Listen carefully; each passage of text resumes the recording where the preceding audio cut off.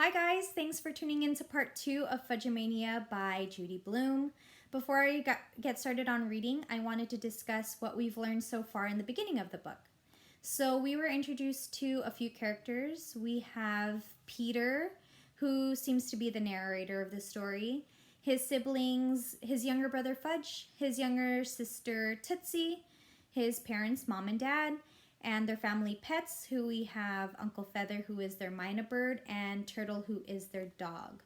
We also are introduced to Jimmy Fargo, who is Peter's best friend, and will be joining Peter's family during their family vacation in Maine. And we hear the name Sheila Tubman quite often, but we haven't quite met her yet. We just know that Fudge is on a mission to marry her, and that she will be spending the 3 weeks of summer vacation right next door to Peter and his family, which Peter isn't too fond of since he's not a fan of Sheila Tubman. So let's begin. Chapter 3, The Most Disgusting of Them All.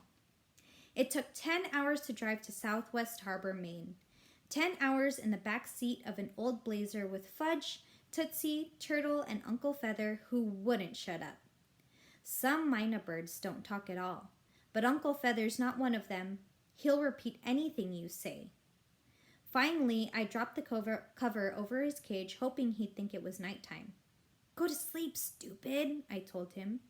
Stupid is one of his favorite words, but that didn't work either. "Go to sleep, stupid," he chanted, until even Turtle lost patience and started barking. Grandma is really smart, I thought. She's flying up to Maine. As we got closer to our destination, Mom started reading to us from a guidebook.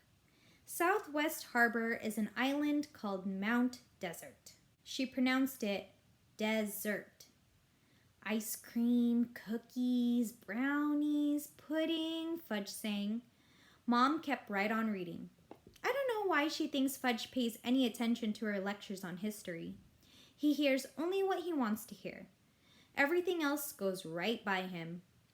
Founded in 1905, the town of Southwest Harbor.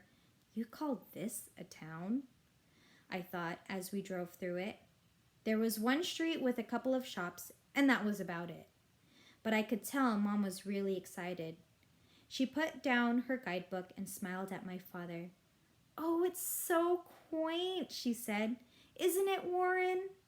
And my father smiled back and said, "It's perfect, honey." Fudge chucked Tootsie under her chin. "It's perfect, honey," he said, imitating my father. Then Uncle Feather started, "Honey, honey, honey." For some reason, Tootsie thought that was wildly funny, and she laughed until she got the hiccups.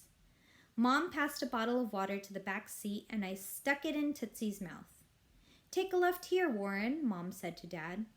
We turned onto a dirt road, then pulled into a gravel driveway and parked in front of an old, weathered wood house.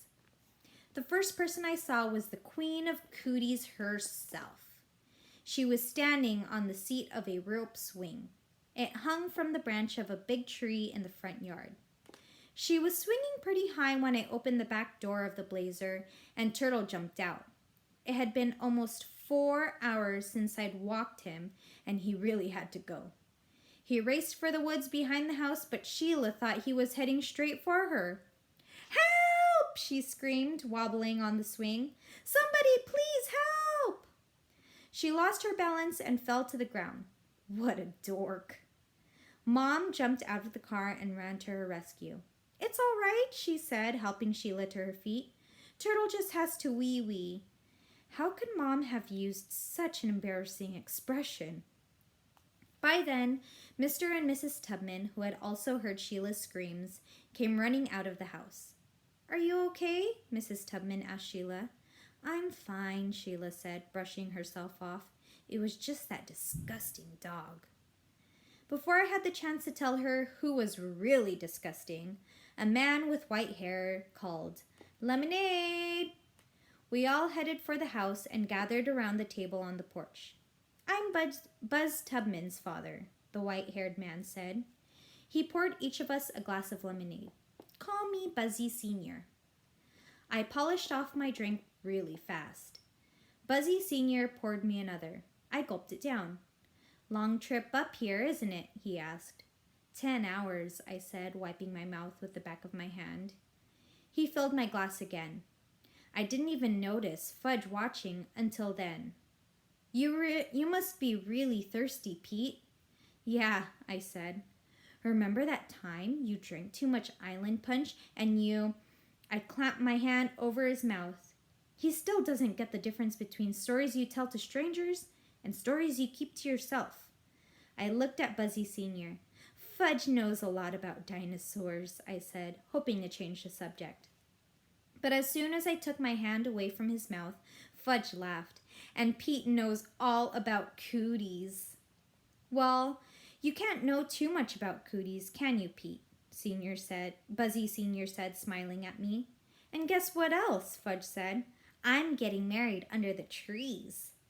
Do I know the bride? Buzzy Sr. asked. It's Sheila Tubman, Fudge said. Oh, my granddaughter, Buzzy Sr. said. Sheila's your granddaughter? Fudge asked. Buzzy Sr. nodded. Have you popped the question yet? How do you pop a question? Fudge said.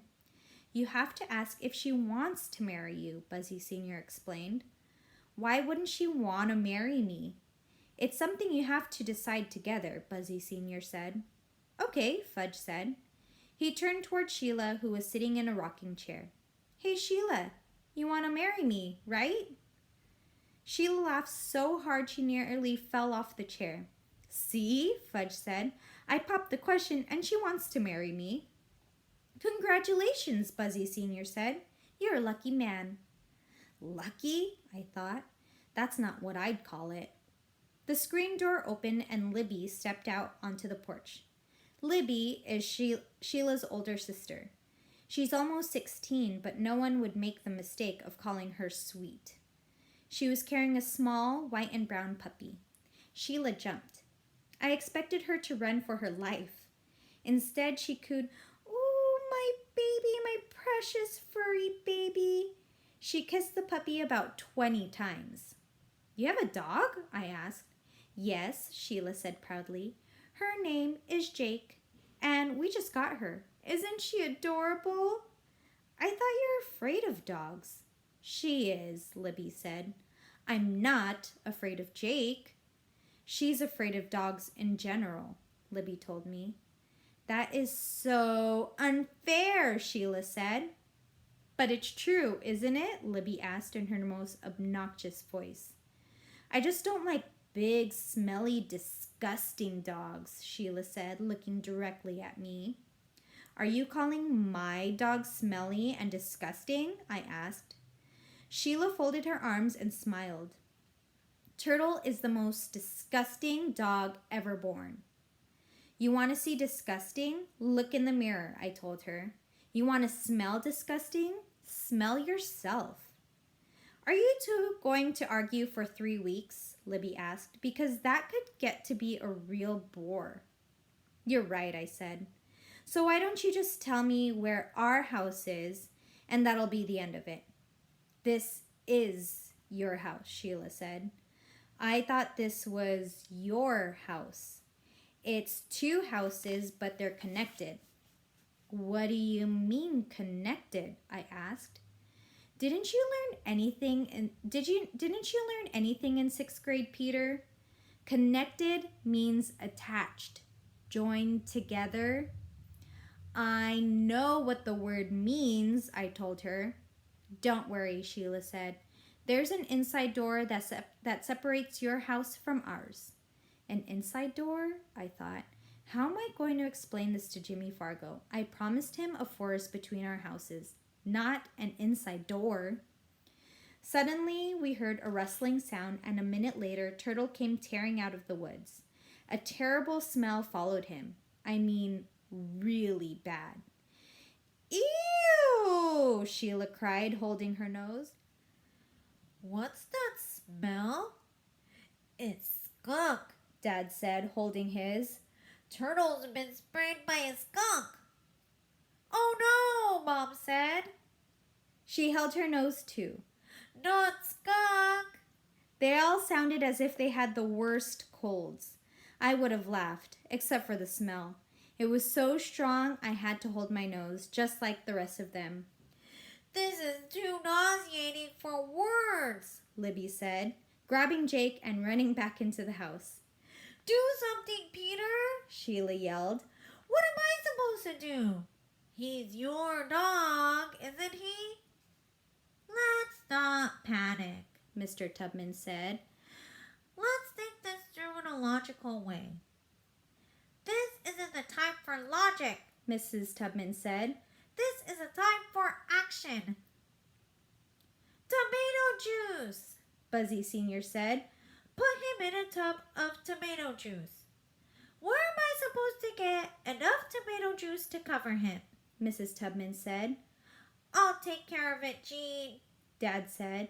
Don't worry. He headed for the blazer. Fudge chased Dad.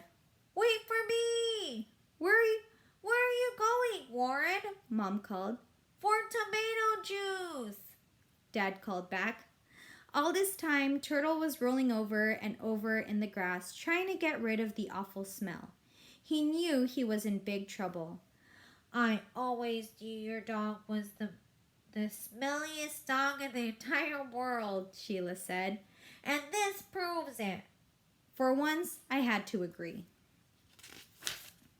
Chapter 4, The Worst News of the Century. I wasn't surprised that our first hour in Maine was a disaster. I knew if Sheila Tubman was involved, it would be. I begged Mom and Dad to leave right after Dad scrubbed Turtle with this special shampoo called Skunked.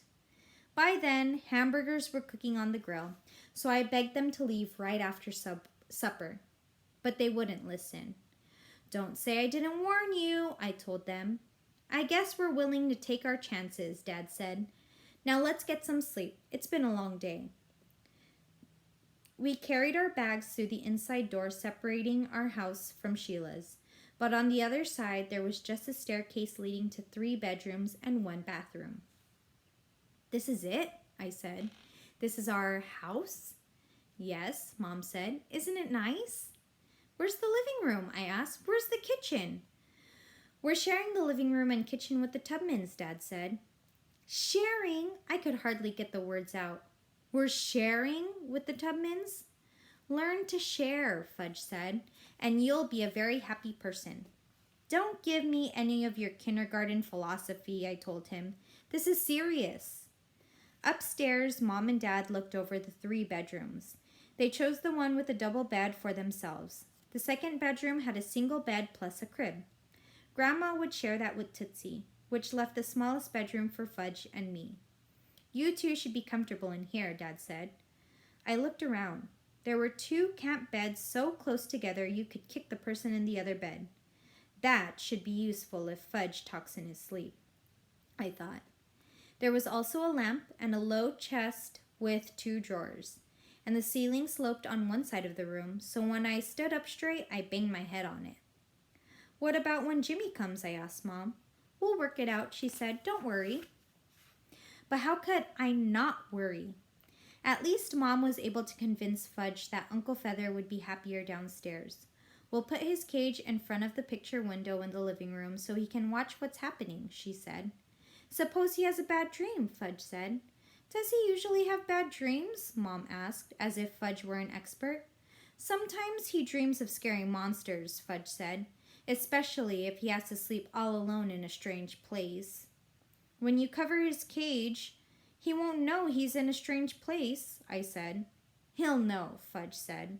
He's a very well-adjusted bird, I argued. He'll be fine. I wasn't about to share a room with Fudge and Uncle Feather. Even Fudge was too tired to argue. Okay, he said, yawning. Then he flopped on his bed and was out cold before I turned off the light. We went to town the next afternoon. The gears on Dad's bike were stuck, so he dropped it off at Bicycle Bob's shop for repairs. Bicycle Bob is a big, friendly guy who wears a t-shirt that says, I'd rather be biking. Then we went to Sawyer's Market for groceries and to the library to get our cards and to Oz Books, where Fudge and I got 2 paperbacks. After that, we headed for the airport. Grandma's plane was right on time. As soon as we got home, she shook hands with each of the Tubmans and said, "Call me Muriel." Then she turned 4 cartwheels on the front lawn. I could tell the Tubmans were impressed. "Muriel," Sheila called, chasing Grandma. "Could you teach me to turn cartwheels?" "I don't see why not," Grandma said, breathing hard. "I ran a gymnastics camp for years." "Oh, I'd just love to turn cartwheels," Sheila gushed. My friend Mouse Ellis can turn cartwheels." "You have a friend named Mouse?" I asked.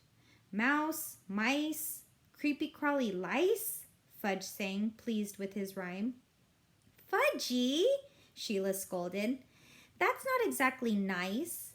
Then she turned back to me with her hands on her hips. "My friend Mouse is coming here in 10 days. "But that's when Jimmy Fargo's coming," I heard my voice crack, but I didn't care. Jimmy Fargo's coming here? Coming here?" Sheila's voice sounded funny, too. "Yeah, for a week at least." "That's the worst news of the century," Sheila cried. "The worst news of the century," Fudge said, doing a perfect imitation of Sheila. "The worst news of the century?" "Stop that, Fudgy!" Sheila picked him up and shook him. "Is that any way to treat your future husband?" I asked. "Yeah," Fudge said. "Mommy never shakes Dad." "We're never getting married if you act that way," Sheila told him. "Say you're sorry or the wedding's off." "Are you going to let her boss you around like that?" I asked Fudge. "Just stay out of this, Peter," Sheila said. "Yeah, Pete," Fudge said. "Fine," I told him. "You want to cook your own goose? Go ahead." Fudge started laughing. "I don't have a goose, Pete." And we'll stop there.